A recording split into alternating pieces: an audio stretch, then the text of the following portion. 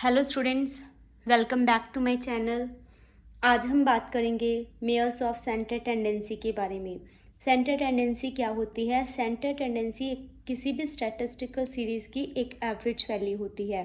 और एवरेज क्या होती हैं? जो पूरी होल ग्रुप को या फिर किसी स्टैटिस्टिकल सीरीज़ को एक सिंगल वैल्यू में रिप्रेजेंट करते हैं, उसे हम एवरेज बोलते हैं। तो जो भी हम मेथड्स यूज़ करते हैं सेंटर टेंडेंसी में, उसमें कौन से मेथड आते हैं? उसमें वो सभी मेथड्स आ जाते हैं जो एनालिसिस करते हैं हमारी एवरेजेस को, या फिर जिसके थ्रू हम एवरेजेस को फाइंड आउट करते हैं। अब हम आगे करते हैं इसके पर्पस एंड फंक्शंस। इसका फर्स्ट पर्पस और फंक्शन कौन सा है? Brief description. जो एवरेज होती हैं वो क्या करती हैं? किसी भी रॉ डाटा या फिर स्टैटिस्टिकल सीरीज़ को ब्रीफ में डिस्क्राइब कर देती हैं। नेक्स्ट वन है कंपैरिजन।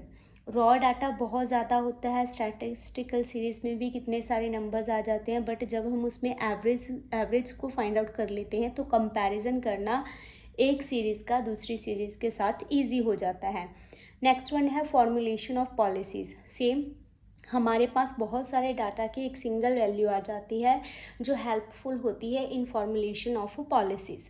नेक्स्ट वन है स्टैटिस्टिकल एनालिसिस।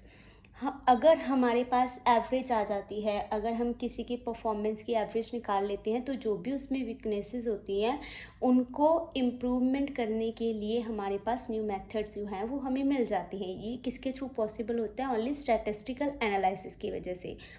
लास्ट वन है वन वैल्यू फॉर ऑल। जो एवरेज होती है वो सारी अलग अलग डिफरेंट वैल्यूज़ को एक ही सिंगल वैल्यू में रिप्रेजेंट करती है। तो ये तो थे इसके फंक्शंस। नेक्स्ट वन है इसके इसेंशियल्स, कि एक गुड एवरेज के कौन कौन से इसेंशियल्स हैं या फिर कौन कौन सी क्वालिटीज़ होनी चाहिए किसी भी एवरेज की। फर्स्ट वन है clear and stable definition. First average क्या होनी चाहिए? क्लियर एंड स्टेबल डेफिनेशन वाली होनी चाहिए। सेकेंड वन है रिप्रेजेंटेटिव्स।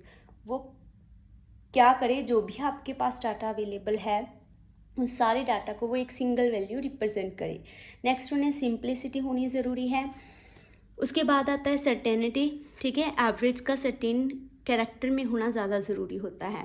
एब्सोल्यूट नंबर, हम जो एवरेज है ना वो एब्सोल्यूट नंबर में होनी चाहिए, परसेंटेज में नहीं होनी चाहिए। अगर वो परसेंटेज में है तो हमें बाद में अच्छे आउटपुट नहीं मिलते। नेक्स्ट वन है least effect of a change in the sample. अगर सैम्पल में कोई भी चेंज होता है तो उसका क्या होना चाहिए? उस एवरेज के ऊपर कम से कम इफेक्ट डलना चाहिए। ठीक है, वही एक अच्छी एवरेज होती है। लास्ट वन है अलजेब्रिक ट्रीटमेंट। कोई भी जो गुड एवरेज होती है ना वो कैपेबल होती है फर्दर मैथमेटिकल या फिर बोलो अलजेब्रिक ट्रीटमेंट के लिए। ये सभी 7 की 7 क्वालिटीज़ जो हैं वो एक अच्छी एवरेज में होनी ज़रूरी हैं। तो आज की क्लास में इतना ही। कल नेक्स्ट है टाइप्स ऑफ स्टैटिस्टिकल एवरेज, वो हम नेक्स्ट में करेंगे और उसके बाद हम अरिथमेटिक मीन को करेंगे। Thank you, have a nice day.